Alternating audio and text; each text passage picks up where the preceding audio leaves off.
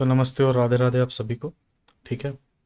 आज 7 ईएससी के 7 लेक्चर के सीरीज में जो ईएससी पीवाईक्यू जो आपके एग्जामिनेशन पॉइंट ऑफ व्यू से सबसे ज़्यादा वेटेज लेके आया था, तो उसका आज 7वां में से 3rd चैप्टर हो रहा है। ठीक है, जैसा मैंने कल ऑलरेडी बता दिया था। आई होप कि जो ट्रीटमेंट ऑफ वेस्ट वाटर है उसका एक बार आप नोट्स ज़रूर देख लेंगे पिछला लेक्चर सॉल्व करने के लिए। ठीक है। और सिर्फ वही एक लेंदी था, बाकी अब आगे थोड़ा सा आप लोग को छोटे छोटे क्वेश्चंस या कम अमाउंट ऑफ क्वेश्चंस मिलेंगे। ठीक है। तो वेस्ट वाटर कैरेक्टरिस्टिक्स पे आ जाते हैं। ठीक है। और इसे क्वेश्चंस देखते हैं। हर एक क्वेश्चन इंपॉर्टेंट होने वाला है। ठीक है, आप बस ये ध्यान के रखिएगा, एक दो क्वेश्चन जो आपको आपके एग्जामिनेशन पॉइंट ऑफ व्यू से नहीं होंगे मैं वो सॉल्व कर दूंगा, बट मैं वो कह दूंगा कि आप स्किप कर दीजिए, बट मैं सॉल्व करूँगा। ठीक है ना। बट कोई भी क्वेश्चन, मैं बार बार कह रहा हूँ कि एक फोर्टिफाइड स्ट्रक्चर बनाना चाह रहा था मैं कि, हाँ, रिक्वेस्ट पे। ठीक है, कि एक फोर्टिफाइड स्ट्रक्चर बना लो कि जिन जिन सोर्सेज से आपका पीवाईक्यू रिपीट हुआ है। जैसा कि कल कह रहे थे कि रॉ वाटर से क्वेश्चन नहीं आया है, कल के लेक्चर से ही 3 पीवाईक्यू हैं। ठीक है ना। तो वो फिर एनालिसिस का बात है, आपने नहीं किया होगा वो अलग चीज़ है। जैसे आरबीसी आ गया था ट्रीटमेंट ऑफ वाटर से। ठीक है, जो मैंने लेक्चर में भी कराया, क्वेश्चन में भी कराया। ठीक है, उसका ग्रिड चैम्बर का डिटेंशन टाइम आ गया था। तो इस तरह से पीवाईक्यू आए हुए हैं, तो अगर किसी चैप्टर से ही क्वेश्चन आए हो तो वो चैप्टर कराना इंपॉर्टेंट है। डिपेंड करता है कि क्या पूछते नहीं पूछते। बाकी वो सिलेबस है। ठीक है, आप रॉ वाटर भी सिलेबस है। अगर आपको लग रहा है कि treatment of waste water syllabus नहीं है तो फिर मुझे नहीं पता आपने कैसे एनालिसिस किया है, बट आप देख लेना। और मैं कह रहा हूँ लेक्चर्स जितने भी हैं बहुत कम होंगे, ऐसा नहीं कि मैं बहुत लंबा लेक्चर कर रहा हूँ। ठीक है, 7 इधर और 4-5 एक्स्ट्रा आप मान के चलो। ठीक है, जो सीपीसीबी जो है, जो अलग अलग स्टेट के पॉल्यूशन कंट्रोल बोर्ड्स का जो क्वेश्चन है, या सीपीसीबी जो सेंट्रल पॉल्यूशन कंट्रोल बोर्ड का जो आपका क्वेश्चन बैंक है, वो भी एक सोर्स है मेरा, वो भी इस पे कराना है मुझे। ठीक है, तो वो एक फोर्टिफाइड कर दूंगा कि आपको ये मिस नहीं करके जाना है, चाहे आप कुछ भी कर लो। ठीक है, और अच्छे से समझेंगे। आज का लेक्चर भी इंपॉर्टेंट है, अच्छे से समझते हैं और स्टार्ट करते हैं राधे राधे का नाम लेके। ठीक है। तो देखो, पहला क्वेश्चन है आपके सामने। क्या पूछ रहा है कि विच of the following pairs is not correctly matched. ठीक है, नॉट करेक्टली मैच्ड है। ठीक है, तो पहला देखो बीओडी है। ठीक है, सारा डिस्कशन करेंगे, आप सुनते चलना लेक्चर। ठीक है, हो सकता है बहुत कुछ ना लिख पाऊँ ना, तो इसलिए सुनना जरूरी है लेक्चर्स को। ठीक है, नॉट करेक्टली मैच्ड पूछ रहा है। ठीक है, चलो सबसे पहले BOD, strength of sewage, methane product of anaerobic decomposition, COD biodegradability of waste water, और नाइट्रेट क्या है, मिथेमोग्लोबिनेमिया। ठीक है, ये चीज़ है। अब देखिए, जो सबसे आपका जो पहला क्वेश्चन है, ठीक है, उसमें आपको नॉट करेक्टली मैच्ड पूछ रहा है।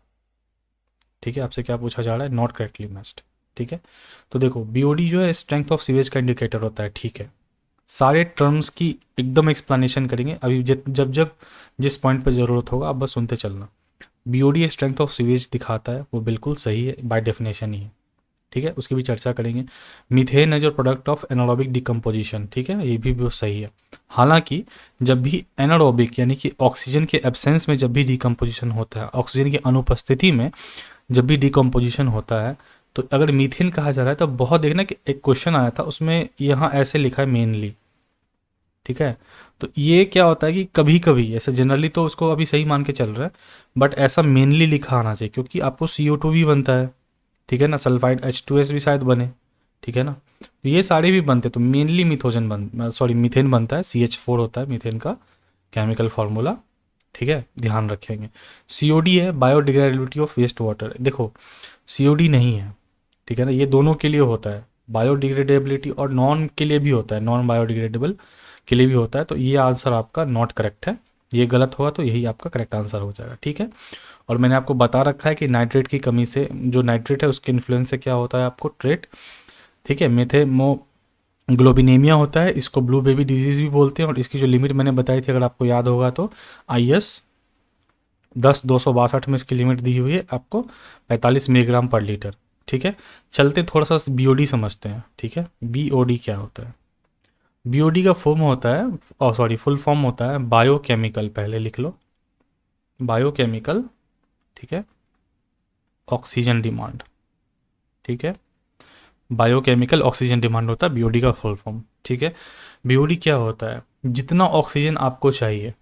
ठीक है, ऑक्सीजन आपको चाहिए डिकम्पोज करने के लिए। ठीक है, ब्रेक डाउन करने के लिए, किसको, बायोडिग्रेडेबल ऑर्गेनिक मैटर को, वर्ड समझिएगा, बायोडिग्रेडेबल ऑर्गेनिक मटेरियल को डिकम्पोज करने के लिए एरोबिक कंडीशन के अंदर जितना ऑक्सीजन आपको रिक्वायर्ड होगा वही आपको बीओडी कहलाता है। समझ गए ना? टर्म क्या क्या हुआ? पहली बात तो ये होना चाहिए, बायोडिग्रेडेबल मैटर होना चाहिए, ऑर्गेनिक मैटर, ठीक है। कंडीशन होना चाहिए आपको एरोबिक, यानी कि ऑक्सीजन होना चाहिए, है ना। अब आप बोलोगे सर कि आप बार बार कह रहे हो कि बायोडिग्रेडेबल बायोडिग्रेडेबल होना चाहिए, बायोडिग्रेडेबल का मतलब क्या होता है, इसका मतलब क्या होता है? देखो, बायोडिग्रेडेबल ऐसी चीज़ें होती है जिसको कि जो माइक्रो ऑर्गेनिज्म जैसे हमारे बैक्टीरिया और फंजाई हो सके उसको सिंपल हार्मलेस सब्सटेंस में तोड़ के उसका ब्रेक डाउन कर सके, ठीक है, जिसको तोड़ा जा सके। जैसे किचन वेस्ट होता है, आपका पीलिंग होता है ना, किचन वेस्ट हो गया, ठीक है ना, फ्रूट पीलिंग हो गया, जो सड़ जाए आराम से, ठीक है ना, तो वही बायोडिग्रेडेबल हो गया। तो जो बायोडिग्रेडेबल है और एरोबिक कंडीशन है, एरोबिक कंडीशन में डिकम्पोज हो रहा है, ठीक है, तो ये सब इसके की पॉइंट हो जाएंगे बीओडी के, ठीक है। तो जितनी ऑक्सीजन चाहिए बायोडिग्रेडेबल ऑर्गेनिक मैटर यानी कि ये सब के डिकम्पोज होने के लिए, ठीक है, अंडर एरोबिक कंडीशन में ऑक्सीजन के प्रेजेंस में, तो उसी डिमांड को हम बोलते हैं, जितना ऑक्सीजन चाहिए होता है उसी डिमांड को हम बोलते हैं बायोकेमिकल ऑक्सीजन डिमांड, ठीक है। इसमें कुछ और समझने वाला नहीं था, ठीक है। ये मैंने बता दिया कि मेनली लिखा होता है, तो ध्यान रखना कहीं क्वेश्चन में आपके सामने मेनली लिखा आ गया ना तो ओनली CH4 मारना, ठीक है। मीथेन को हम लोग मार्स गैस भी कहते हैं, MARSH है, RS नहीं है, ठीक है, मार्स गैस भी बोलते हैं, ध्यान रखेगा, ठीक है। अब आप बोले कि सर सीओडी तो आपने बताया नहीं, देखो सीओडी भी आगे चल के अच्छे से डिस्कशन करेंगे। सीओडी एक्चुअली देखो मैंने बीओडी में क्या बताया कि सिर्फ बायोडिग्रेडेबल ऑर्गेनिक्स ले रहे हैं, ठीक है। सीओडी में दोनों ले रहे हैं, बायोडिग्रेडेबल भी ले रहे हैं प्लस नॉन बायोडिग्रेडेबल भी ले रहे हैं, दोनों में यही डिफरेंस है। और एक चीज़ समझो कि अगर बीओडी में सिर्फ और सिर्फ बायोडिग्रेडेबल मैटर का डिकम्पोजिशन हो रहा है अंडर एरोबिक कंडीशन, ठीक है, इसमें एनारोबिक होता है, ठीक है ना, ठीक है, तो अंडर एरोबिक कंडीशन, नहीं नहीं सॉरी, चलो चलो, तो अगर इसमें पहले की फैक्टर आपको समझना है कि बीओडी में अगर सिर्फ और सिर्फ बायोडिग्रेडेबल मैटर अगर हम ले रहे हैं तो सीओडी में हम लोग क्या ले रहे हैं, बायोडिग्रेडेबल तो ले ही रहे हैं, साथ में इसमें नॉन बायोडिग्रेडेबल ले रहे हैं। तो आप बोलोगे सर इसमें क्या क्या आता है, तो वो भी बता देता हूँ, प्लास्टिक्स वगैरह, कुछ सिंथेटिक पॉलीमर आ जाएंगे, ठीक है ना, ये दोनों आ जाएंगे। तो ये दोनों को लेके चलता है भैया, जो सीओडी है केमिकल ऑक्सीजन डिमांड, ठीक है, वो दोनों को लेके चल रहा है। तो जब ये दोनों को लेके चल रहा है तो हमेशा याद रखना सीओडी ऐसे थ्योरेटिकली ग्रेटर होता है बीओडी से, क्योंकि इसको दोनों को डिकम्पोज करना है ना, तो इसका जो डिमांड होगा वो ज़्यादा होगा, और इसको सिर्फ बायो वाले को डिकम्पोज करना है जो बायोडिग्रेडेबल है, जो आसानी से डिकम्पोज हो रहा है, तो इसका डिमांड कम होगा। ये सारा पॉइंट्स क्लियर है, इसमें कोई दिक्कत नहीं होना चाहिए, ठीक है। एक एक ऑप्शन एक एक टर्म एक्सप्लेन हो गया, और भी डिटेल में चलेंगे जैसे नेक्स्ट क्वेश्चन आता जाएगा, जैसे जैसे अप्रोच करता जाएगा। चलो नेक्स्ट क्वेश्चन है कि the following data pertain to a sewage sample. देखो ये न्यूमेरिकल लेकिन बहुत ही आसान न्यूमेरिकल है, ठीक है।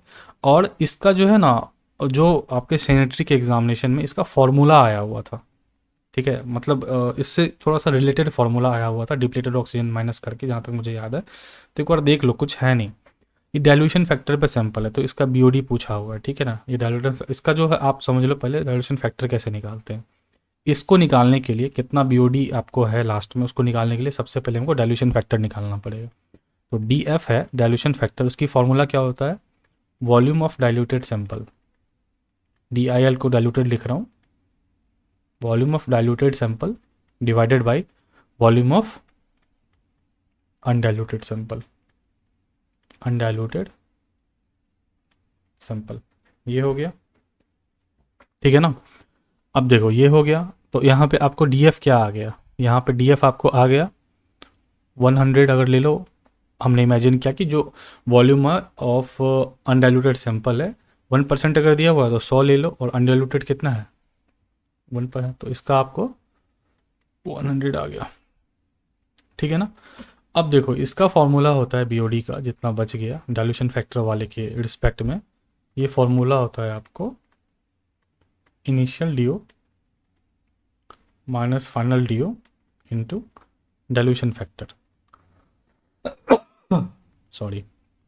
तो जब आप इसको सॉल्व करेंगे तो ये आएगा 10 माइनस 2, इनिशियल डी कितना दिया हुआ है 10, फाइनल दिया हुआ है 2, और इंटू डाइल्यूशन फैक्टर आपका कितना निकाला 100, तो 8 इंटू 100 इक्वल टू 800, जहाँ ऑप्शन में लगा दीजिए। तो अगर वेस्ट वाटर कैरेक्टरिस्टिक से ये क्वेश्चन आता है, ऐसा ही क्वेश्चन आएंगे, अगर बस डेटा चेंज रहेगा तो आप ध्यान रखिएगा, एक देख लीजिएगा तो कोई और दूसरा देखने की मेरे हिसाब से आपको ज़रूरत भी नहीं पड़ेगी। चलिए नेक्स्ट में चलें। The second stage BOD as shown in the figure is due to, second stage BOD पूछ रहा है, फिगर तो गायब है, तो फिगर हम बना देंगे भाई, ठीक है। ऐसा कुछ फिगर दिया हुआ था, ऐसे वो ग्राफ जा रहा है, यहाँ पे आया कुछ, ठीक है, और फिर ऐसे उठ के यहाँ चला गया, ठीक है। ये फर्स्ट स्टेज बीओडी हो गया आपका, ये आपका सेकेंड भी स्टेज। तो ये पूछ रहा है कि जो सेकेंड स्टेज जो बीओडी है वो किसके कारण होता है, किस वजह से होता है, ठीक है। देखो पहला जो होता है ना, आप ये समझो कि जो पहले का जो डिमांड होता है, जो फर्स्ट का जो डिमांड होता है वो due to oxidation of organic matter होता है, उसको हम लोग कार्बोनेशियस डिमांड बोलते हैं। फर्स्ट की बात हो रही है, सेकंड की नहीं, क्वेश्चन में सेकंड पूछा है, देखो यहाँ पे, ठीक है। तो जो फर्स्ट का डिमांड होता है उसको हम क्या बोलते हैं, due to oxidation of, due to oxidation of what organic matter, due to oxidation of organic matter. Organic matter मैंने आपको ऑलरेडी बताया ऊपर में क्या होता है, और इसको हम क्या बोलते हैं, इसको हम लोग बोलते हैं carbonaceous, carbonaceous what demand. Question में सेकंड पूछा है, तो सेकंड क्या होता है, ठीक है, due to biological oxidation of ammonia. Ammonia NH3 होता है, आपको पता है ना।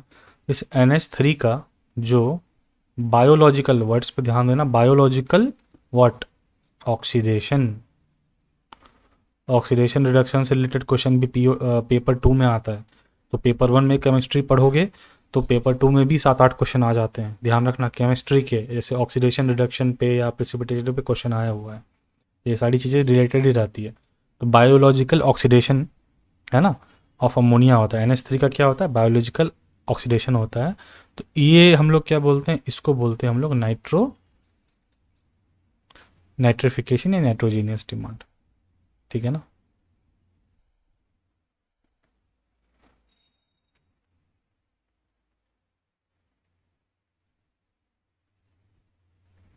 कोई दिक्कत नहीं हुआ होगा मेरे हिसाब से, ग्राफ है, जो चीज़ें हैं वो आपने समझ ली। नेक्स्ट क्वेश्चन पे आते हैं। Consider the following statement associated with water pollution parameters, water pollution parameter से पूछ रहा है जो रिलेटेड है, उनको समझिए और क्या इसमें करेक्ट आपको पूछा है। पहला क्या, ठीक है, तो one of the primary indicators of degree of water pollution is the concentration of organic matter. हाँ जी, क्योंकि ऑर्गेनिक मैटर को ही तो डिकम्पोज करना है ना, तो वही दिखेगा। अगर हम कुछ भी डाल देंगे, अगर कुछ भी कंजम्पशन हो रहा है, डिप्लीशन हो रहा है, तो वो क्यों होगा, हमको इसी को तो डिकम्पोज करना है। तो प्राइमरी इंडिकेटर तो भाई वही हुआ, तो ये तो ठीक बात है, इसमें कोई ऐसा प्रॉब्लमेटिक नहीं है, ठीक है। दूसरा ऑप्शन है, ठीक है, total organic carbon TOC, chemical oxygen demand COD, और biochemical oxygen demand BOD are important treatment of water pollution. ठीक है भाई, तीनों है।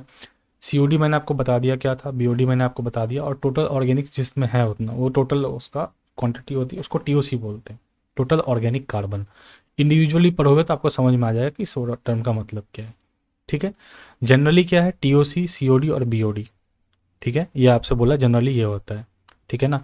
तो ऐसा नहीं है भाई, ये जो है ना ये गलत है। सबसे ज़्यादा मैंने आपको क्या बताया कि COD होता है, इससे भी ज़्यादा होता है, थ्योरेटिकल एक होता है, बट वो आगे आएगा, ठीक है। इसलिए बोलता हूँ सुनते चलना, जैसे अभी आपको कुछ 4 पॉइंट नहीं समझ में आया, वो आगे क्लियर हो जाएंगे।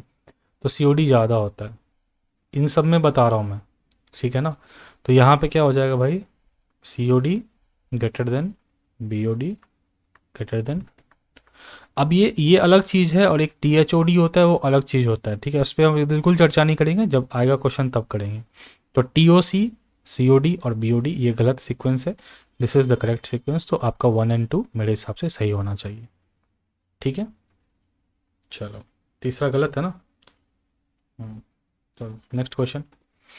ए 2% solution of a sewage is kept at an incubation temperature of 20 degree C temperature दिया हुआ है, 2% सॉल्यूशन का डाइल्यूशन दिया। अरे वही क्वेश्चन है डीओ वाला, तो इसमें कुछ नहीं करने का आपको, 8.5 माइनस 5.5, ठीक है ना, ये कर लो और इनटू पूरा इनिशियली सॉल्यूशन कितना रहेगा 100, और यहाँ पे 2 दिया हुआ है, तो आप इसको कैलकुलेट करोगे तो 100/2 50, 50 और इधर कितना हो गया 3 हो गया, तो 50 थी 150 हो गया।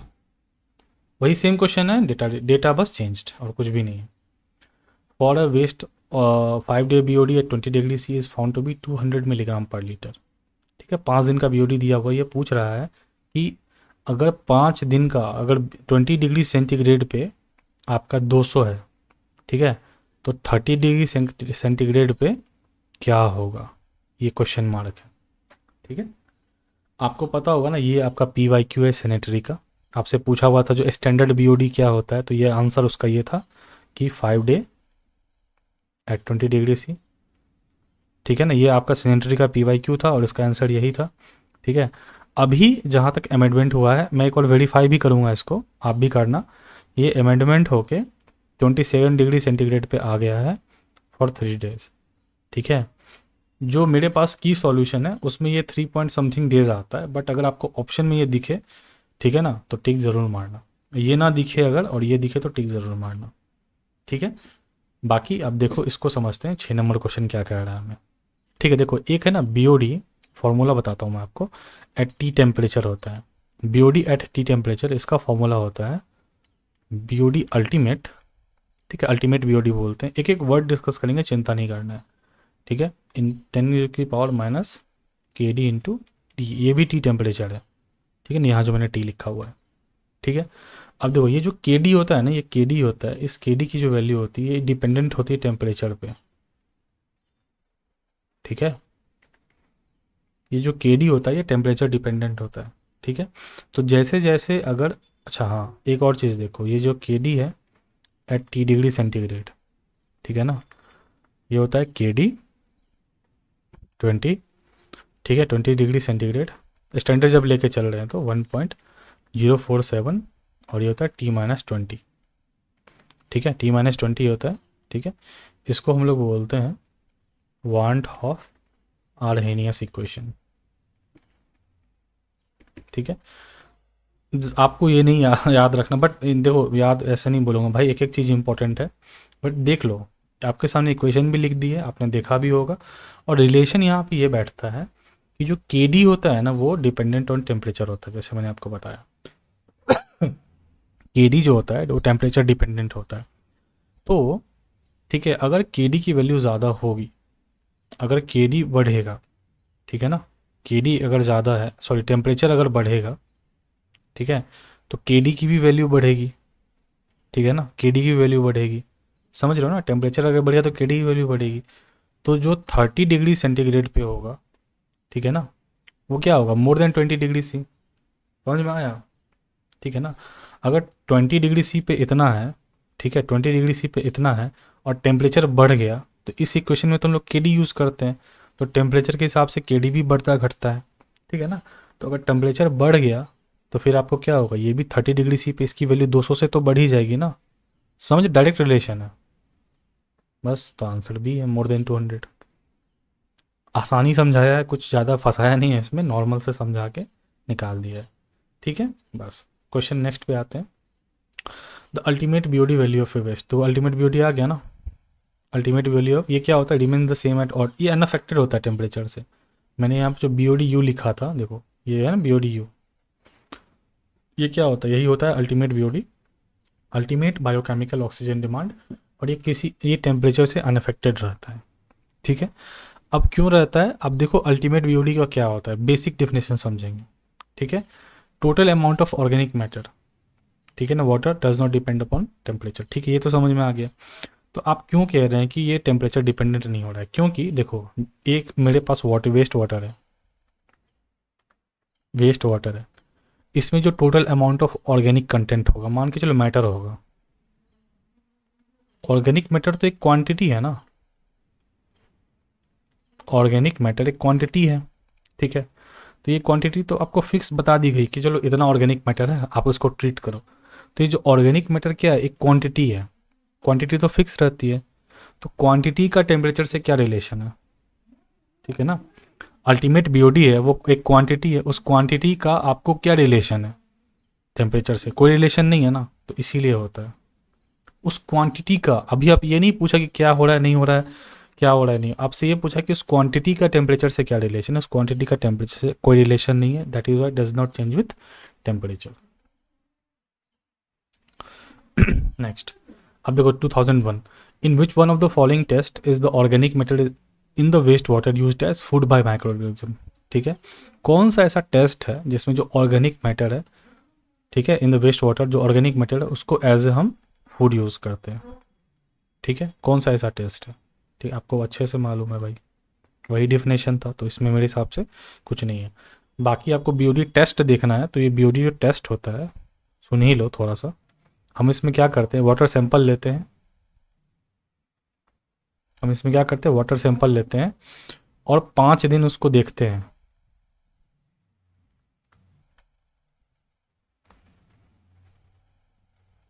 ये टेम्परेचर है, 5 दिन देखते हैं कि उसमें उस पर्टिकुलर वाटर सैंपल में कितना कंज्यूम किया ऑक्सीजन, ठीक है ना, या डिजॉल्व ऑक्सीजन ऐसे बोल लो, पानी में तो डिजॉल्व ही रहता है ना O2, ठीक है। तो कितना जो डिजॉल्व ऑक्सीजन है वो कंज्यूम किया गया, जो माइक्रो ऑर्गेनिज्म है उसमें वो कितना ऑक्सीजन कंज्यूम किया, ठीक है, सिंपल सी बात थी, ठीक है ना। इसी तरह अगर आप देखोगे एमपीएन मैंने आपको ऑलरेडी बताया हुआ है एक बार, क्या है पिछले क्वेश्चन में, क्लोरीन डिमांड भी बताया हुआ है। सीओडी देखो, सीओडी में क्या होता है कि ऑक्सीडेशन होता है, केमिकल एजेंट होता है वो करवाता है, वो होता है आपको K2Cr2O7, इसको बोलते हैं पोटेशियम डाइक्रोमेट, ठीक है ना। इसीलिए ये जो लास्ट में टेस्ट होता है उसमें क्या करते हैं, डाइक्रोमेट का हम डिटर्मिनेशन करते हैं। तो कभी कभी आप देखेंगे कि सीओडी को बोलता है, ये डाइक्रोमेट डिमांड टेस्ट होता है, कि सीओसी में हम क्या करते हैं, सीओडी में सॉरी, तो सीओडी में हम डाइक्रोमेट डिमांड डिटरमाइन करते हैं। आगे और डिटेल में जाएंगे। इसका आंसर आपको समझ में आ गया 8 का, कोई दिक्कत नहीं हुई होगी। चलो 9th क्वेश्चन का जो आंसर है वो ए है, और दिस एक्सप्लेनेशन ये सेल्फ एक्सप्लेनेटरी है, आप देख लो एक बार। UK Royal Commission on Sewage Disposal of 1898 to 1915 classified British river on the basis of 5-day BOD 65 degree Fahrenheit, ठीक है। British river do not have flow time to open sea more than, ये अपना condition बताया है, ठीक है। इनके जो इन्वायरमेंटल कंडीशन के, जैसे हमारा इंडियन जो कंडीशन है उसके हिसाब से फ़िलहाल चल रहा था 25, मतलब 20 डिग्री सेंटीग्रेड एट 5 डेज, ठीक है।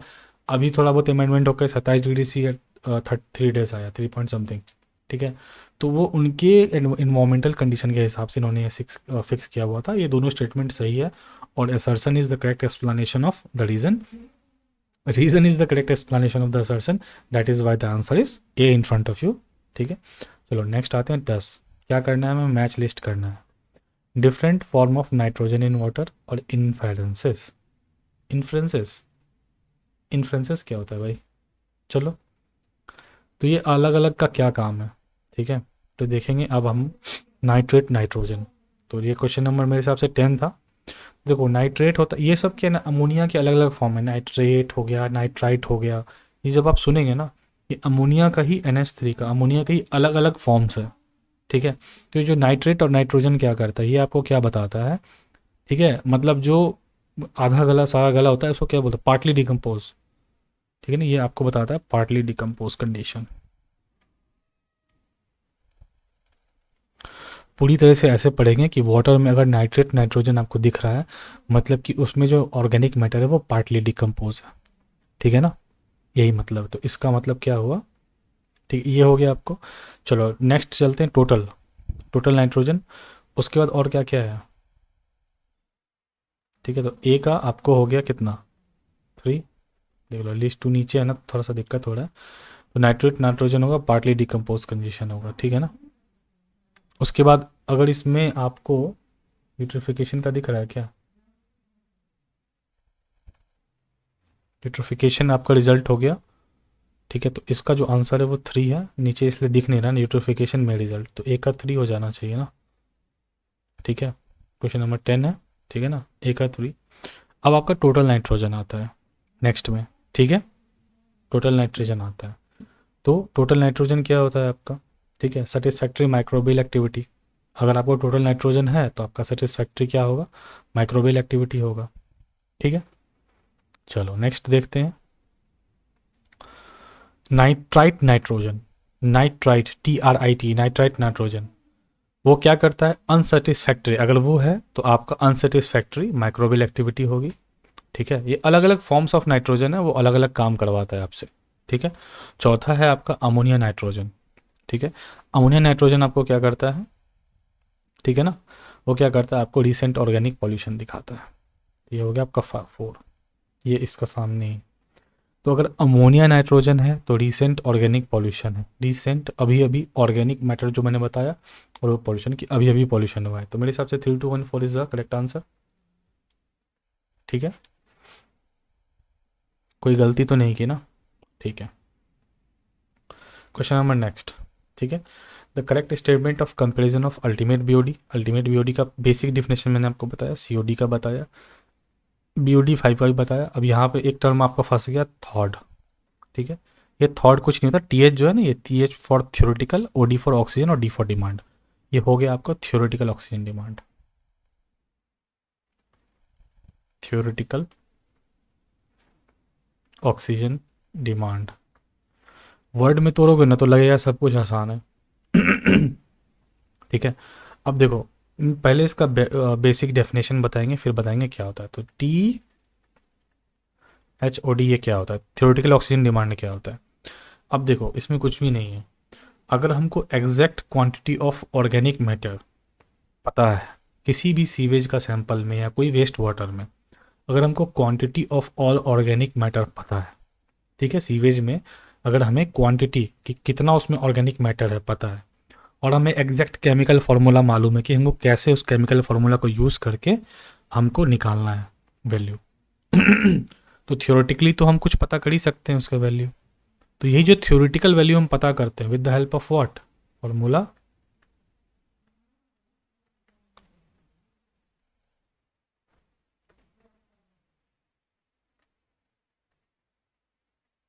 ये आपको अगर ये दोनों पता है तो आप एक थियोरेटिकल वैल्यू तो निकाल ही सकते हो ना, TH वैल्यू।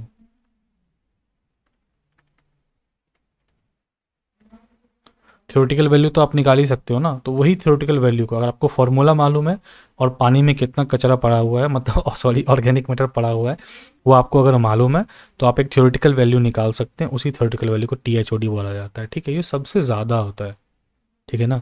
तो मैंने तो ऐसे याद किया था थॉट कॉट बॉड करके, समझे, याद हो गया तो हो गया, अब जैसे भी याद होता है तो मैंने ऐसे याद किया था। ये थॉट है ना, थॉड कॉड बॉड, ऐसे याद किया हुआ था। तो यहाँ पे मेरे हिसाब से सी आंसर है क्या, हाँ। ठीक है। अब बोर्ड में भी फंस जाओगे यार कि ये क्या बोले, ये बोर्ड में BOD अल्टीमेट होता है, ठीक है ना, तब जाके लास्ट में BOD 5 होता है। ये बेचारा क्यों गरीब हो गया लास्ट में, ये इसलिए हो गया क्योंकि इसको सिर्फ और सिर्फ जो बायोडिग्रेडेबल ऑर्गेनिक्स होंगे उनको भी फोड़ना है और सिर्फ एरोबिक कंडीशन में फोड़ना है, ठीक है ना, बस हो गया, ठीक है। कुछ और नहीं था, देखो कुछ था, चारों टर्म एक्सप्लेन हो गया, अब चार छोड़ के पांचवा टर्म ही नहीं है इसमें, ठीक है। फिर क्वेश्चन नंबर 12 पे आते हैं, वही सेम क्वेश्चन है, initial DO minus final DO का। देखो इनिशियल डीओ कहाँ दिया हुआ है, 8, 8 माइनस, कभी कभी क्या होता है ना, ये बोल देता है कि मैंने उतना बना दिया है सिंपल, तो वो भी ध्यान रखना है, ठीक है। 8 - 2 इंटू इनिशियली कितना है यार,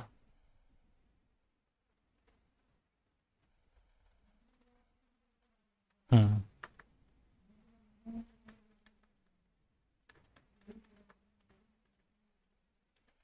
ठीक है। तो मेरे हिसाब से इसमें कोई दिक्कत नहीं है, ठीक है। A wastewater sample of 2 ml is made up to 2 ml in BOD better with distilled water. Initial D of the sample 8 -2, ठीक है। एक बार मुझे ये क्वेश्चन देखने दो, ऐसा क्यों लग रहा है कि थोड़ा मिसप्रिंट हुआ, जस्ट अ सेकेंड, तुरंत देख लूँगा मैं।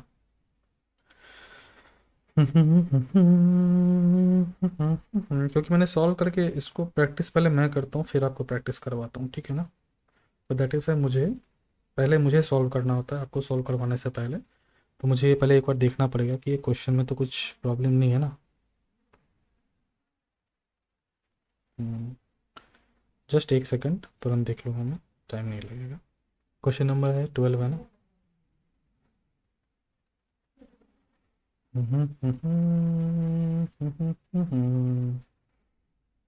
नहीं, क्वेश्चन ठीक है। 300 ml in BOD bottle made up to 300 ml, ये छूट गया, देखो ये छूट गया ना। ठीक है, मेड अप टू, ये जो है ना लिखा हुआ है कि waste water sample of 2 ml is made up to 300 ml, made up to, ये छूट गया था। ठीक है, देख रहे हो ना, तो पता लग जाता है अगर कि आपको थोड़ा सा प्रिंट मिस्टेक हुआ है, आपको नहीं पता लगता, बट ठीक है। मेड अप टू 2 ml कैसे होता है यार, यहाँ पे फिर 2 लिखते तो 2/2 कैंसिल हो गया, 6 आंसर आता ना, तो वो ठीक नहीं था।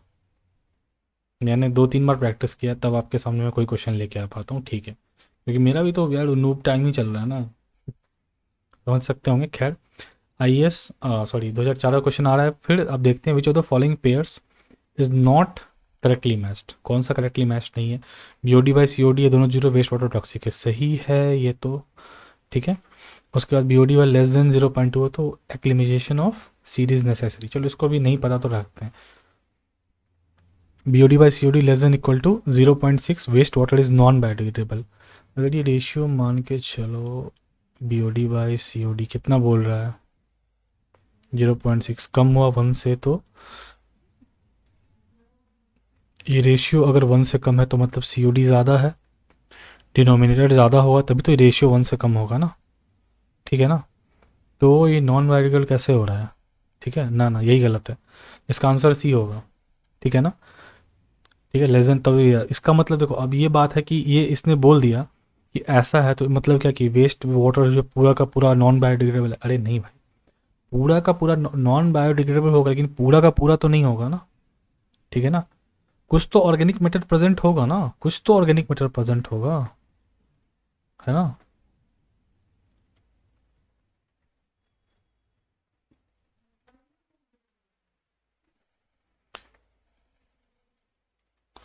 कुछ तो बायोडिग्रेडेबल ऑर्गेनिक मैटर प्रेजेंट होगा। आप मेरी बात समझ रहे हो कि बेशक ये चीज़ ज़्यादा है, दैट इज़ वाई ये रेशियो ज़्यादा है। अगर किसी चीज़ का रेशियो कम होता है मतलब कि उसका डिनोमिनेटर ज़्यादा है, जब भी तो इसका रेशियो कम आएगा। तो अगर ये ज़्यादा तो इसका ये थोड़ी कि ये ज़ीरो है, तो गलत ही हो जाएगा। नहीं तो मतलब इसमें ये भी है, तो ऐसा हम नहीं बोल सकते, एक्यूट नहीं हो सकता कंडीशन। तेरा का सी आंसर। ठीक है, मैथमेटिक्स चला। Presence of nitrogen in a waste sample is due to decomposition of what, decomposition of protein. बताता हूँ कैसे। Presence of nitrogen in waste sample, अगर प्रोटीन अगर डिकम्पोज होकर एमिनो एसिड बनता है, आपको याद होगा ना। ठीक है ना, चलो, तो नाइट्रोजन कंपाउंड जो है, ठीक है ना, वो क्या करता है, अगर आपके वेस्ट वाटर में नाइट्रोजन कंपाउंड है कोई सा भी, तो डिस्ट्रक्ट होके, ट्रीट होके, एलिमिनेट होके किस फॉर्म में बनता है वो, eliminates in the form of, किस फॉर्म में बनता है वो, यूरिया के फॉर्म में ब्रेक डाउन हो जाता है। आपके बॉडी में याद है, यूरिक एसिड के फॉर्म में ब्रेक डाउन हो जाता है, और कुछ अमोनिया के टर्म में आपको। तो ये रिजल्ट क्या है, ये प्रोटीन मेटाबॉलिज्म का रिजल्ट है। ठीक है, प्रोटीन मेटाबॉलिज्म का रिजल्ट है। मेटाबॉलिज्म पाचन क्रिया जो होती है या ब्रेक डाउन होता है, तो प्रोटीन मेटाबॉलिज्म का रिजल्ट होता है। तो इसलिए ये आपको ये आंसर 14 का B है। ठीक है, ये आपका सैनिटरी का PYQ है। देखो यार, ये बात क्या है ना, मतलब PYQ ये नहीं है, ये है कि 5 डिग्री 20 डिग्री सेंटीग्रेड आता है, ये नहीं है। वो डिप्लीशन वाला था ना, actual Duo, initial minus final, जो मैं आपको बता रहा था बार बार कि ये क्वेश्चन है ये वाला। इस क्वेश्चन में जो फॉर्मूला यूज़ किया आप देखना, वो भी PYQ है सैनिटरी का। ठीक है ना, तो अब देखो यहाँ पे थोड़ा सा, अगर आप बिल्कुल एक्यूरेट में जाना चाहते हो कि बिल्कुल हाँ एकदम भाई इसका आंसर यही होगा एक्यूरेटली, तो इसका मेरे हिसाब से कोई एक्यूरेट आंसर नहीं है। ठीक है, लेकिन अगर अप्रॉक्सीमेशन पे चले, तो ये जो होता है ना, 5 दिन 5 डे 20 डिग्री C, ये होता है अप्रॉक्सीमेटली इक्वल, या इक्वल बोल लो जैसा भी है, ये होता है 3 डे 27 डिग्री C। मैं बोल रहा हूँ अभी भी अमेंडमेंट हुआ था, लेकिन एक्चुअल नहीं होता, ये 3.63 होता है। ठीक है, और अगर आप यहीं चलोगे, अब ये अगर आप इसकी वैल्यू अगर 3.16 कर दोगे, तब यहाँ पे एग्जैक्ट 30 डिग्री आ जाता है सेंटीग्रेड। तो इसलिए फ़िलहाल अगर आप बिल्कुल 100% देखना है तो आंसर इसका नोटा है। ठीक है, अप्रॉक्सीमेशन में जाना है तो आप ले लो भाई ये। ठीक है, समझ में आ रहा है? खुद से भी देखना, थोड़ा सर्च करके, जहाँ भी डाउट होगा एक आध पॉइंट, बाकी इसमें कोई शक की गुंजाइश नहीं है। ठीक है, चलो अब आता है नेक्स्ट क्वेश्चन। क्या बोलता है, इक्विपमेंट और पैरामीटर पे को मैच करना है। तो ये टिंटोमीटर देखते ही मुझे कलर क्यों याद आ रहा है? आपको याद आ रहा है क्या? नेक्स्ट पिछला लेक्चर इसीलिए देखना पड़ेगा। ठीक है, तो टिंटोमीटर आपको कलर क्या है, कलर मेजरिंग इंस्ट्रूमेंट। ठीक है ना, टिंटोमीटर होता है। ठीक है, नेफ्लोमीटर देख के आपको टर्बिडिटी याद आया क्या? आना चाहिए, लास्ट लेक्चर देखा है मैं जब सप्लीमेंट्री शॉर्ट लेक्चर ले रहा था, उसमें मैं जैसे जैसे ही इमहॉफ कोण आए तो एक कीवर्ड सेट लेवल ज़रूर याद रखना। ठीक है, याद आ रहा है ना? एनारोबिक कंडीशन में काम करता है ये। दोनों कंडीशन होते हैं ना, ऊपर वाला एरोबिक, नीचे वाला। चलो इसको देखेंगे। ठीक है, दोनों देखेंगे इसका कैसे होता है, किस तरह से ऊपर वाले में आप अलग प्रोसेस, दो दो चेम्बर होते हैं, वो सारी चीज़ देखेंगे। ठीक है, फर्नेस जलने वलने से रिलेटेड है भाई, टेम्परेचर। ठीक है, तो इसका आंसर क्या होना चाहिए क्वेश्चन नंबर 16 का? मेरे हिसाब से इसका हो गया 2, इसका हो गया 3, इसका हो गया 4। फर्नेस टेम्परेचर 2 3 4 1, यही है क्या आंसर? फर्नेस का टेम्परेचर से ही होगा ना रिलेशन, 2 3 4 1 ही होगा ना भाई। देखो 2 3 4 1 कहीं नहीं है क्या? 2 3 4 5 है, कहाँ गलती कर रहे हैं हम? 2 3 4 5 है ऑप्शन, 2 3 4 1 नहीं है। कुछ गलत किया है मैंने। मफल फर्नेस क्या करता है, वोलाटाइल हटाता है क्या? एक मिनट,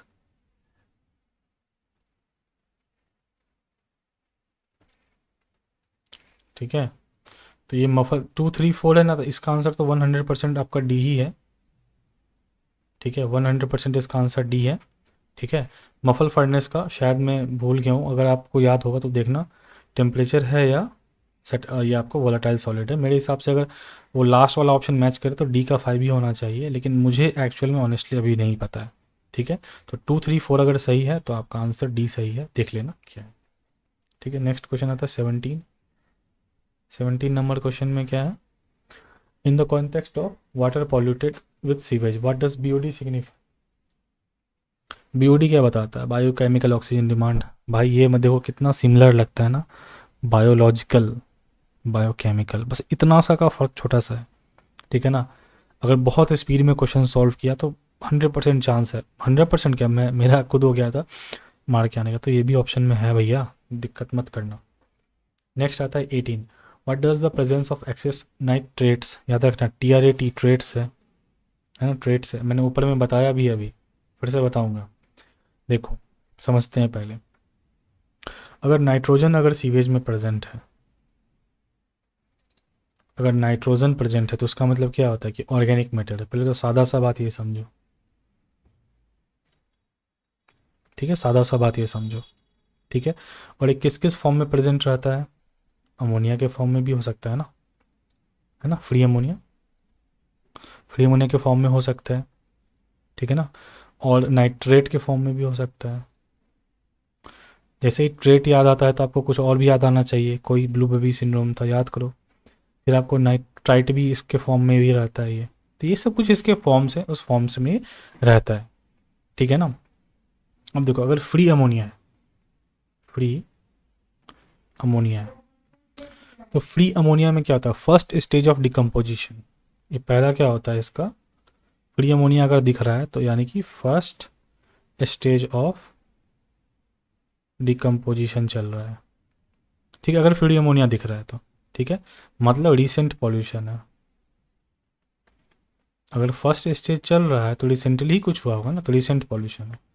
ठीक है, अगर ट्राइट दिख रहा है, नाइट्राइट, अगर आपको नाइट्राइट दिख रहा है, ठीक है ना, तो उसका मतलब क्या है, उसका मतलब पार्टली डिकम्पोजिशन है, आधा अधूरा।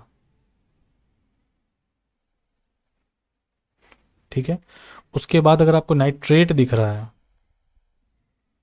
अगर नाइट्रेट दिख रहा है तो मतलब क्या कि पूरी तरह से ऑक्सीडाइज हो चुका है, फुल्ली ऑक्सीडाइज्ड मैटर है। यही चीज़ें हो सकती है। तो 18 का अगर इस हिसाब से देखोगे तो आंसर क्या है, बी हो जाएगा ना, नाइट्रेट्स। पार्टली डिकम्पोजिशन है, past pollution of water with sewage दिखाता है। रिसेंट के लिए क्या था, फ्री अमोनिया होना चाहिए था। इंटरमीडिएट और नो पॉल्यूशन का तो कोई बात ही नहीं है, ये तो ऐसा ही कट गया। इंटरमीडिएट को ऐसा ही कट गया। रिसेंट पॉल्यूशन मैंने बताया आपको फ्री अमोनिया है, तो यही एक ऑप्शन भी बचा। ऐसे भी सॉल्व कर सकते हैं। Next question, what is the theoretical oxygen demand of 300 milligram glucose solution.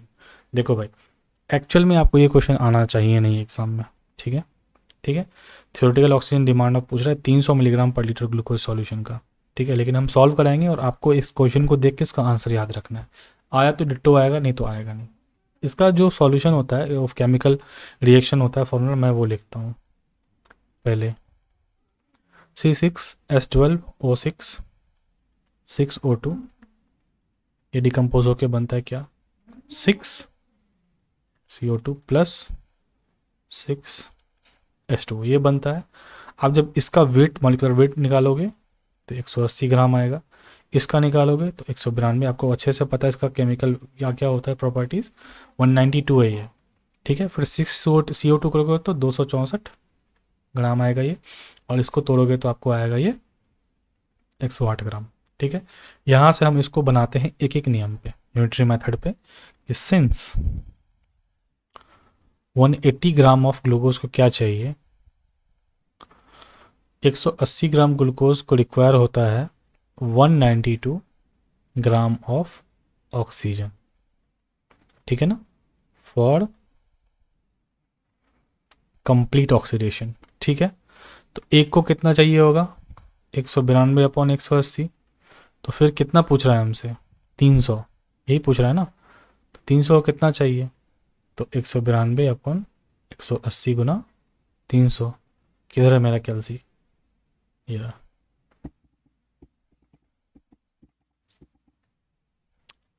320, ठीक है।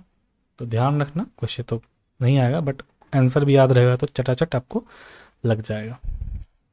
2-3 बार रिवाइज करोगे तब।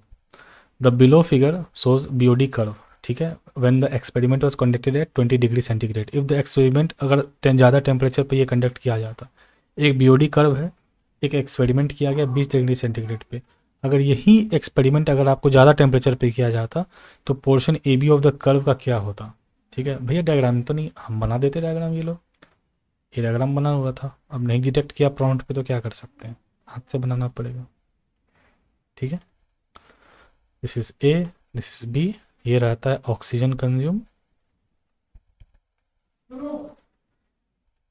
और नीचे रहता है क्या, टाइम के बेसिस पे, ठीक है।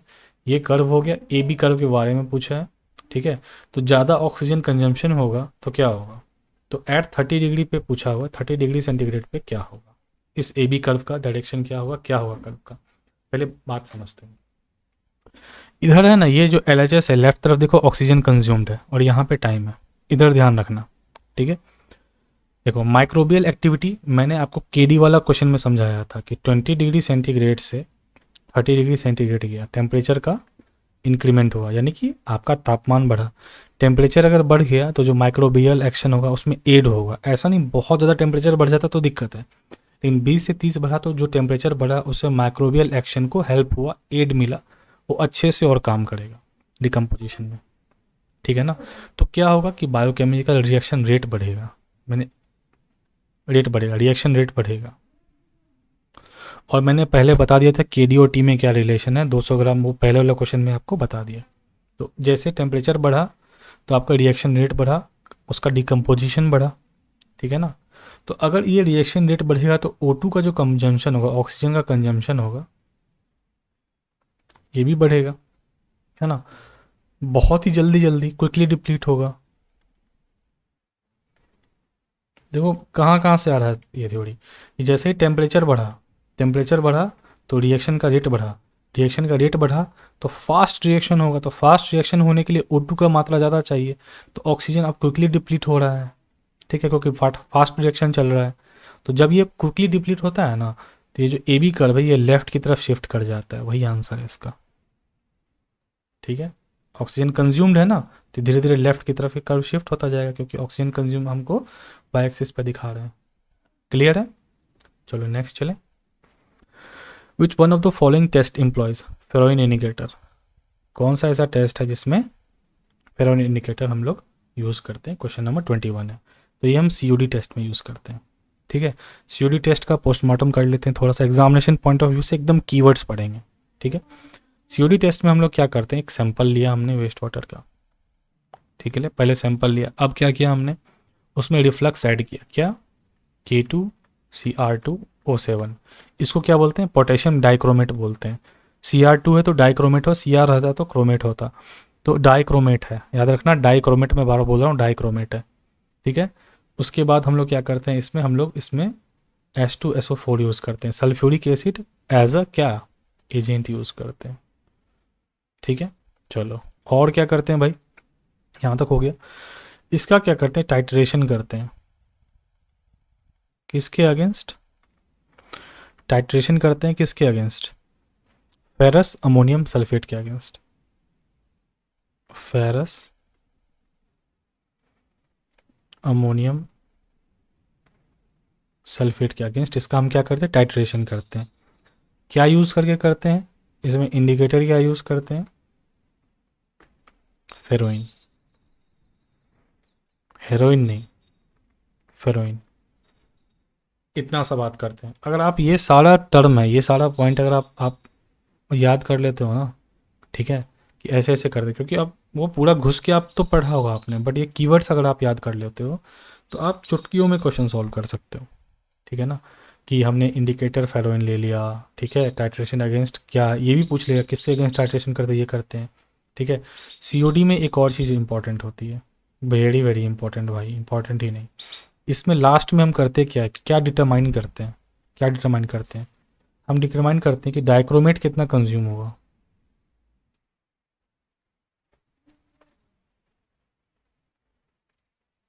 डाइक्रोमेट कितना कंज्यूम हुआ हम वो डिटरमाइन करते हैं। ठीक है, तो इसलिए इसको हम कभी कभी देखा होगा आपने क्वेश्चन PYQ में, जो इंजीनियरिंग बैकग्राउंड के लोग हैं तो उन्होंने देखा होगा कि इसको बोलते हैं dichromate demand test. Dichromate demand test भी कभी कभी इसको बोलते हैं, और ये इंपॉर्टेंट है आपके एग्जाम के लिए।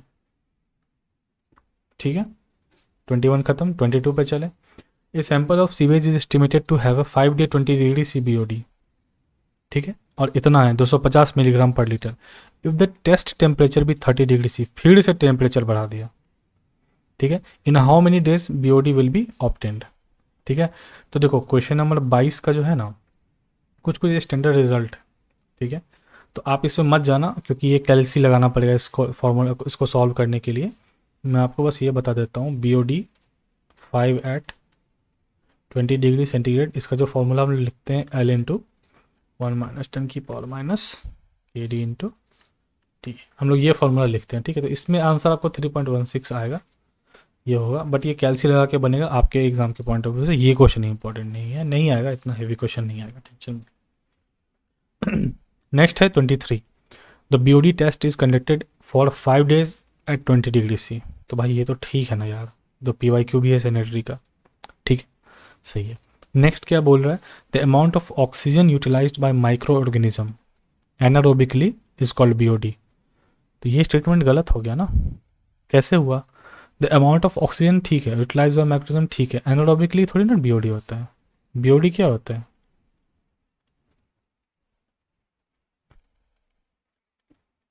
देख लो, तो ये सही है गलत, तो इसका आंसर ESC के हिसाब से सी हो जाएगा, आप कंसेप्ट पर ध्यान देंगे। ठीक है, चलो 24 नंबर क्वेश्चन आते हैं। द डिजोल्व ऑक्सीजन DO की बात हो रही है in a waste water sample is generally estimated by modified Winkler method. ठीक है, the water sample is taken in a 300 ml board. ठीक है, चलो ये आपको देखो क्वेश्चन से कुछ कुछ आप सीख भी रहे हो ना। विंकलार मेथड हम लोग ऐसे करते हैं, डिजोल्व ऑक्सीजन टेस्ट होता है ये।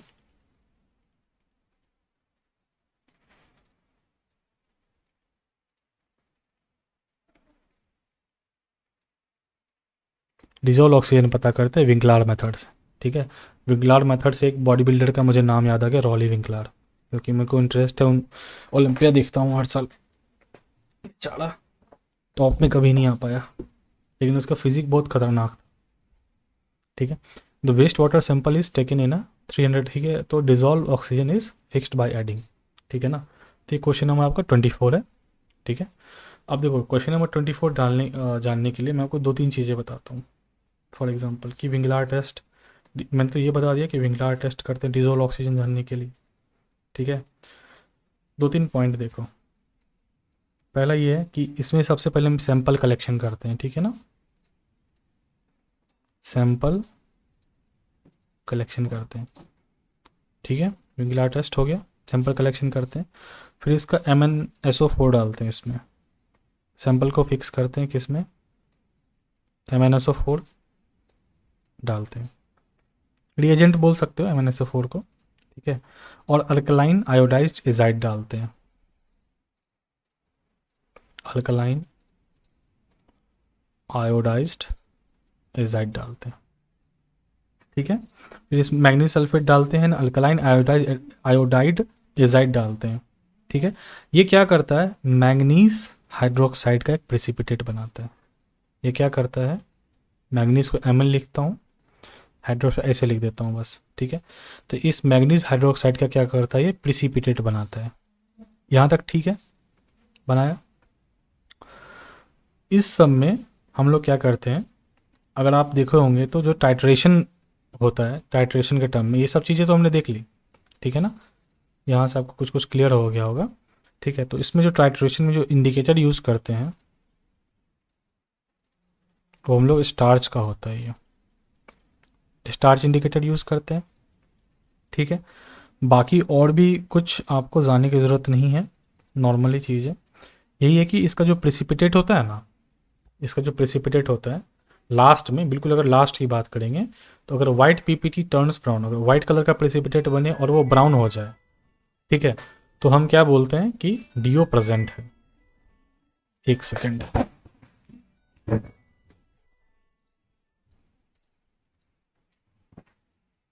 अगर कॉल आ गया था, अगर वाइट प्रेसिपिटेट ब्राउन हो जाए, ठीक है, वाइट प्रेसिपिटेट अगर ब्राउन हो जाए तो हम क्या करते हैं, तो हम समझते हैं कि जो O2 है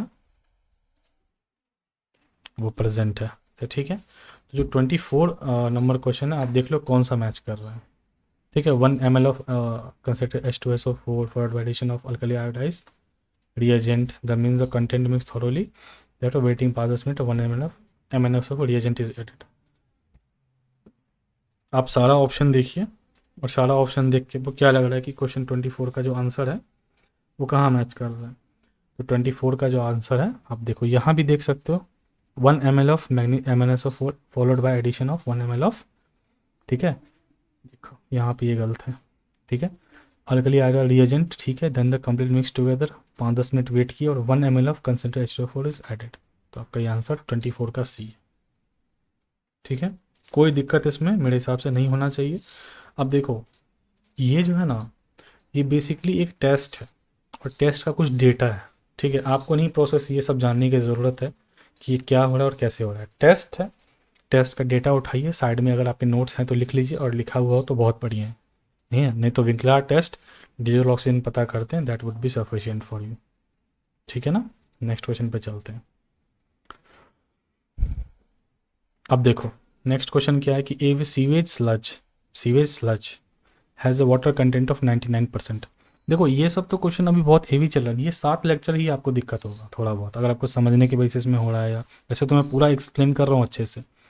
नेक्स्ट आएगा ना, इसके जो नेक्स्ट वाले क्वेश्चन सब जो ईएस का जब खत्म होगा तो बहुत ही आसान आसान वन लाइनर ऐसा क्वेश्चन सब आएगा। ठीक है, पल्वराइजेशन क्या होता है, श्रेडिंग क्या होता है, ठीक है ना, ये सारी चीज़ें उसको मैं मतलब बता रहा हूँ। इंसिनरेशन क्या होता है, बर्निंग क्या होता है, पायरोलिसिस क्या होता है, तो यही सब चीज़ें चलेगी आने वाले टाइम में। यही बस 7 लेक्चर है, थोड़ा सा आपको डिफिकल्ट होगा बट देख के चलना।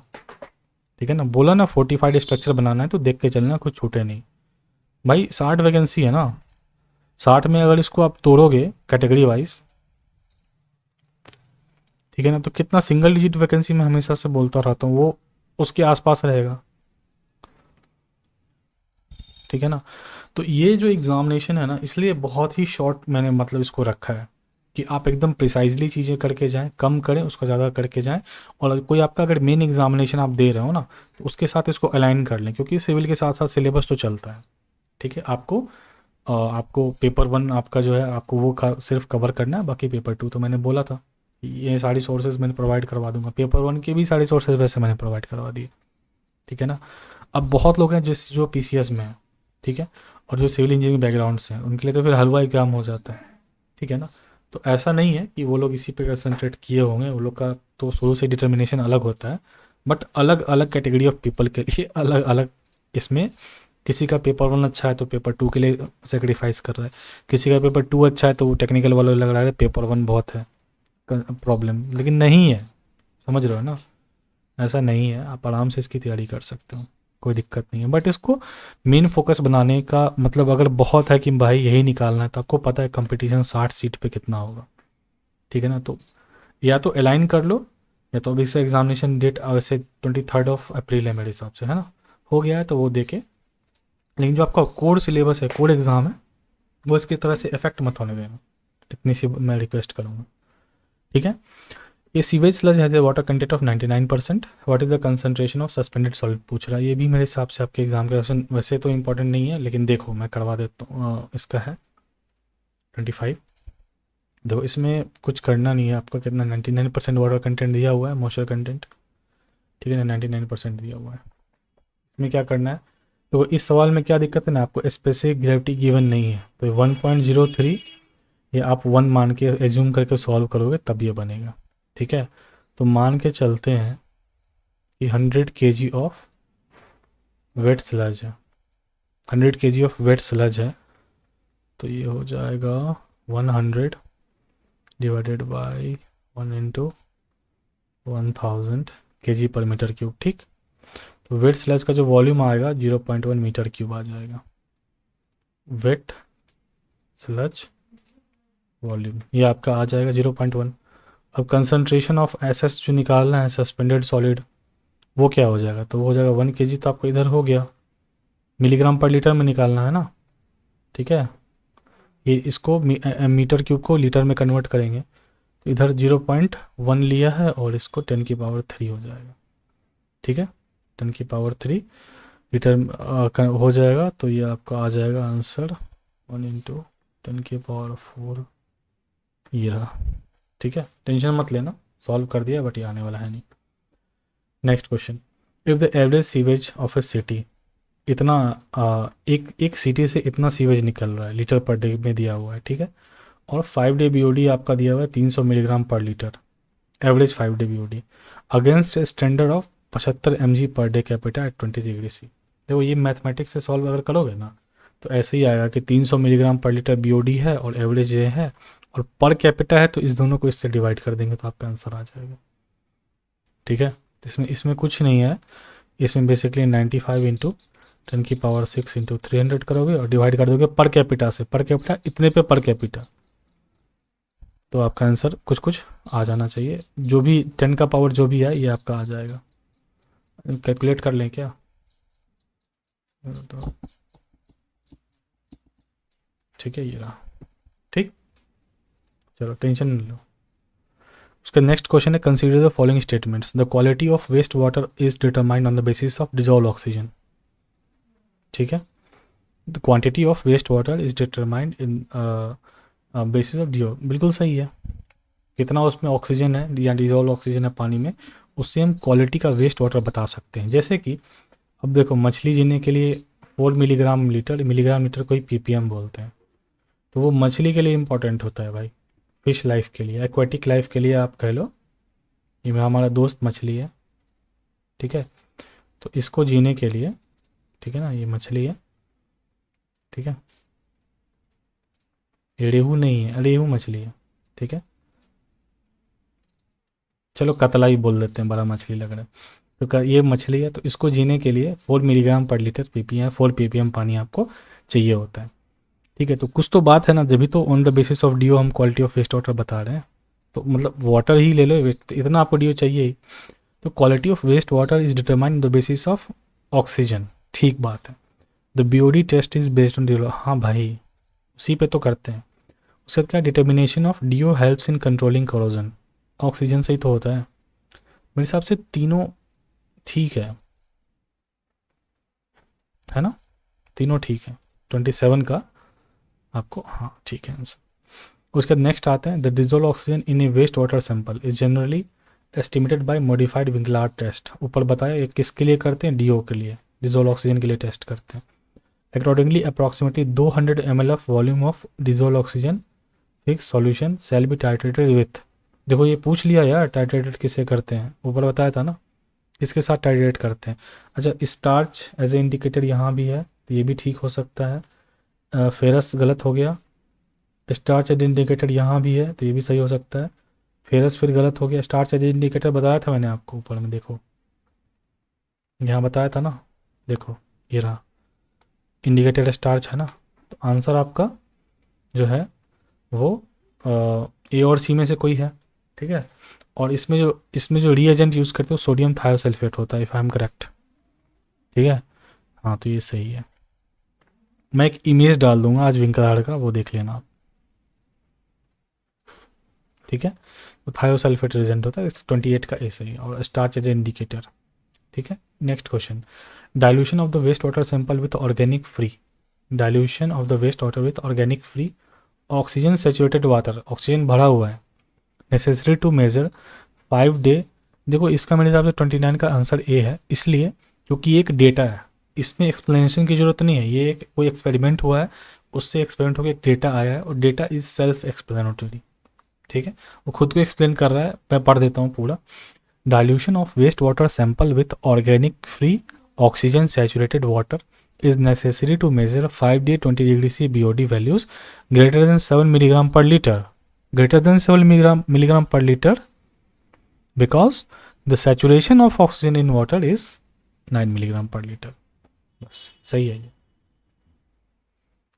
उसके नेक्स्ट क्वेश्चन आते हैं, consider the following statement regarding biochemical oxygen demand of river water, ठीक है। Consider the following statement regarding BOD के लिए पूछ रहा है, रिवर वाटर क्या क्या है भाई, चलिए देखते हैं, ठीक है। The BOD rate constantly varies with, देखो टेम्परेचर के हिसाब से मैंने आपको बताया था ना वो के और टी में रिलेशन, के डी और टी में रिलेशन, तो टेम्परेचर के हिसाब से तो वेरी करता है, वो समझ में आ रहा है। The BOD rate constant does not depend on the BOD of river water, भाई ये क्या मतलब है, ये तो गलत हो गया ना, वही वो सेम स्टेटमेंट ही है कि रेट कांस्टेंट कैसे नहीं डिपेंड करेगा बीओडी ऑफ रिवर वाटर, तो ये गलत हो गया मेरे हिसाब से ना, ठीक है। The BOD rate constant is often different in different river waters, अलग अलग रिवर में अलग अलग बीओडी रेट कांस्टेंट पॉसिबल हो सकता है, उसके सीवेज कंटेंट या उसका ऑर्गेनिक कंटेंट के हिसाब से, ठीक है। The BOD rate constant can not be determined in laboratory, ठीक है।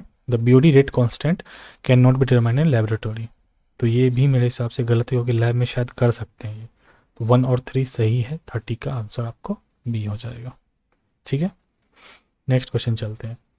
नेक्स्ट क्वेश्चन क्या है, ठीक है, कि अमोनिया नाइट्रोजन, ठीक है, is a measure of nitrogen present as ammonium hydroxide and ammonium salts, it will progressively decrease as sewage के, ठीक है। हाँ हाँ देखो ये अमोनिया के अलग अलग फॉर्म्स की बात करें, वेरियस फॉर्म ऑफ अमोनिया, बस आपको इतना समझना है, मेन क्या लिखा हुआ है, it will progressively decreases as sewage gets treated, ठीक है ना, जैसे जैसे सीवेज ट्रीट होता जाएगा वैसे वैसे उसका कंजम्पशन होता जाएगा, तो कंजम्पशन होता जाएगा तो वो क्या होगा, आपको डिक्रीज करता जाएगा उसका कंटेंट, तो ये तो ठीक बात है। नेक्स्ट पढ़ते हैं, ऑर्गेनिक नाइट्रोजन, ठीक है, is the total nitrogenous matter in sewage expecting that present as ammonia nitrogen nitrates, फिर वही बात है, अलग अलग फॉर्म ऑफ अमोनिया है, ठीक है। It becomes ammonia in anaerobic decomposition, ammonia in anaerobic decomposition, ठीक है, एंड नाइट्रेट्स और नाइट्राइट इन एरोबिक, तो जब एनारोबिक डिकम्पोजिशन होता है ना, ये भी सीखने वाली बात है, तो ये अमोनिया बन जाता है, और जब एरोबिक डिकम्पोजिशन होता है तो ये क्या बन जाता है, नाइट्राइट और नाइट्रेट। इसका फर्दर थोड़ा सा डिफ्रेंशिएट क्रिएट कर दीजिए, ठीक बात है, दोनों सही है, ठीक है, कोई दिक्कत। The waste water of certain large bell colony contains इतना मिलीमोल ऑफ OH आयंस बताया हुआ है कि 10⁻⁻⁻⁻⁻⁻⁻⁻⁻⁻⁻⁻⁻⁻⁻⁻⁻⁻⁻⁻⁻⁻⁻⁻⁻⁻⁻⁻⁻⁻⁻ 5.6 मिली मोल है ना, ये millimole of O H ions. थोड़ा पानी दिया था बस। एट 25 डिग्री C ये डेटा दिया हुआ है। The pH of the sample क्या होगा, 10⁻⁻5.6 मिली मोल है। तो ये आपको अगर याद होगा तो बताया मैंने, pH plus pOH equal to 14, ये 10 बार मतलब बता चुका हूँ। तो pH plus pOH equal to क्या है, 14 है यहाँ पे। ठीक है, अब इसको देखते हैं आगे, सॉल्यूशन करते हैं। देखो ऐसा सवाल पहले भी सॉल्व किया हुआ, ओ एच माइनस आयन है यहाँ पे। ठीक है ना, ये आपको कितना है, 10⁻⁻5.6। ठीक है, ये आपका मिली मोल पर लीटर है। ठीक है, कन्वर्ट इसको करो तो ये क्या हो जाएगा, 10⁻⁻5.6 इंटू 10⁻⁻3 मिली था इसलिए -3। अब इसको हम मोल पर लीटर लिख लें, मिली उड़ गया। ठीक है, ये हो जाएगा कितना, 10⁻⁻ कितना -8.6 मोल पर लीटर। ठीक है, 1 सेकेंड पानी पिया जाए, रख दीजिए पी लेंगे।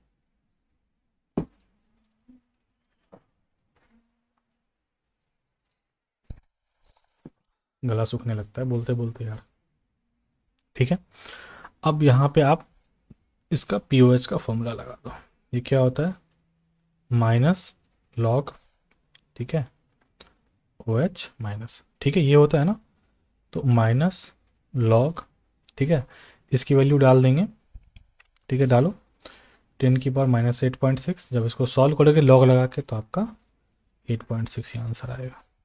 ठीक है, ध्यान रखना आप, ये तो देख एक बार देख ही लेना, इतना हैवी नहीं आएगा, ये याद रखना बस। ठीक है,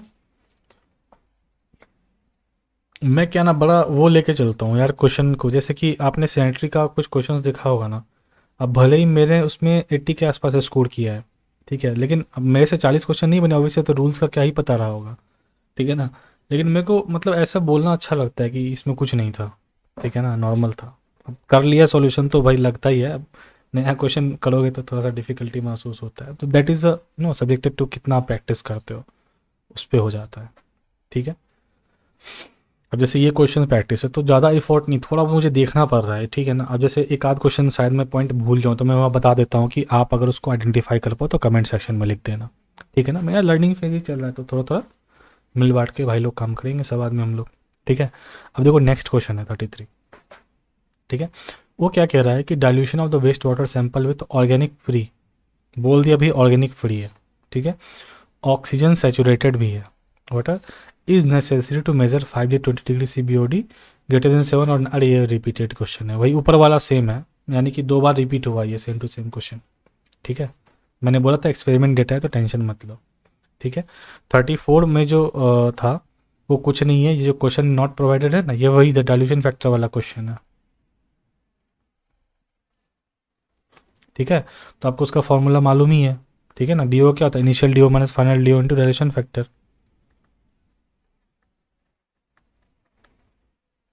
यही था ना भाई, डाइल्यूशन फैक्टर यही था। चलो नेक्स्ट 35 आते हैं। The waste water from a factory having pH of 10, ठीक है, आपको पीएच बता दिया कि 10 है। ठीक है, कंटेन्स KOH ओनली। ठीक है, for waste water discharges Q की वैल्यू दी हुई है 80 मीटर क्यूब पर डे। ठीक है, the total quantity of KOH per day पूछ रहा है। ठीक है, टोटल क्वांटिटी ऑफ KOH आपको पर डे पूछ रहा है, नहीं है necessary, exam point of view से सॉल्यूशन कराना मेरा काम है तो मैं कर देता हूँ। देखो pH 10 दिया हुआ है ना, तो आपको पता होगा PAH plus POH equal to 14 होता है, ऊपर ही बताया था। तो यहाँ से आपको POH क्या आ जाएगा, 4 आ जाएगा, 14 माइनस 10 कर दो। ठीक है ना, अब देखो यहाँ पे क्या है, OH माइनस आप लिखोगे 10⁻⁻4, क्योंकि PH माइनस POH यह है ना। अब इसका क्या होता है याद करो, POH minus log OH minus, तो ये जब POH सॉल्व करोगे तो ये आपका कितना आएगा, 4 आएगा, और ये 10⁻⁻4 आ जाएगा। OH माइनस इसकी वैल्यू निकालना है, तो OH मारोगे तो लॉग लगाओगे तो 10⁻⁻4 आ जाएगा, तो वही मैंने सीधा डायरेक्ट यहाँ पे लिख दिया 4 कन्वर्ट करके। ठीक है ना, 10⁻⁻4, कोई दिक्कत नहीं, मोल्स पर लीटर लिख लें, कोई दिक्कत नहीं, यहाँ तक क्लियर है। अब KOH देखो, ठीक है, को 10⁻⁴ मोल पर लीटर, ठीक है। तो ये आपको जब आगे सॉल्व करोगे तो 10⁻⁴ मोल्स पर लीटर इंटू 56, तो ये आ जाएगा 5.6 मिलीग्राम पर लीटर। और टोटल अगर निकालना है 10, आप इसको स्केप कर लेना, ठीक है, 10 सेकेंड वो करके। तो ये 5.6 इंटू 10⁻⁶ इंटू ये आएगा आपको केजी पर लीटर में, ठीक है ना, 80 इंटू 10⁻³ लीटर पर डे, तो ये आ जाएगा 0.45 केजी पर डे, यही आ रहा है ना। हाँ ठीक है, तो आप ये देख लेना, अब इसमें से कोई ऑप्शन इसमें मैच ही नहीं कर रहा, तो आंसर आपका यही आएगा, ठीक है। नॉट इम्पॉर्टेंट हमारे लिए, इतना हेवी नहीं आएगा। Question number 36, which of the following chemical parameters are associated with organic content of water.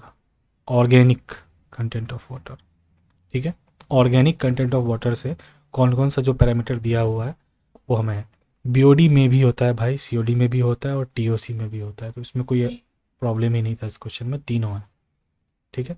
Next question है 37, which one of the following is the process in which ammonia is oxidised into nitrates. Ammonia oxidised into nitrates and then to nitrates, ठीक है, bye aerobic bacteria, ठीक है, इसको nitrification बोलते हैं, ठीक है। देखो नाइट्रिफिकेशन में होता क्या है, लेकिन जो अमोनिया है वो किस में कन्वर्ट हो जाता है, नाइट्राइट में, ठीक है। और इसी में एक आपको इसी रिएक्शन का जो फॉलोइंग होता है वो क्या होता है कि नाइट्राइट इंटू नाइट्रेट बन जाता है, नाइट्रेट कन्वर्ट होकर क्या बन जाता है, नाइट्राइट, ITE है, याद रख, नाइट्राइट कोई नाइट्रेट बन जाता है। नाइट्रेट याद है ना, क्या बोला था, ब्लू बेबी 45, ऐसे ही याद होता है सारी चीज़ें, ठीक है। नेक्स्ट क्वेश्चन, अच्छा नेक्स्ट नहीं है, तो ये हो गया मेरे हिसाब से, ठीक है ना आपके लिए। तो देखो ये आपको जो था, इस चैप्टर का नाम था, क्या था, वो हम स्क्रॉल करके देखेंगे ऊपर में जो सबसे आगे, ठीक है। तो ये चैप्टर था आपका वेस्ट वाटर कैरेक्टरिस्टिक्स, ठीक है। यहाँ से एक आध दो क्वेश्चन आए थे, ठीक है। एक तो डाइल्यूशन फैक्टर का मिलता जुलता एक वो आ गया था, इनिशियल माइनस एक्चुअल डू ऐसे करके, और एक आपका 20 डिग्री सी वाला आ गया था। ज़्यादा क्वेश्चन भी नहीं थे इसमें, आपको मैंने COD BOD TOC ये सारा चीज़ें इस क्वेश्चन के माध्यम से समझा दी, आसान था। इस आज के लेक्चर में मुझे लगता नहीं कोई दिक्कत हुआ होगा, विंडला टेस्ट भी कवर हो गया, सारा कुछ कवर हो गया, ठीक है ना। अब ये तीसरा लेक्चर आपका आउट ऑफ 7, ये आपका थर्ड लेक्चर आपका फिनिश हो गया है। कल चलेंगे फोर्थ लेक्चर की तरफ, ठीक है। तब तक के लिए राधे राधे, फास्ट में ख़त्म करना है एकदम स्पीड में, ठीक है। Thank you.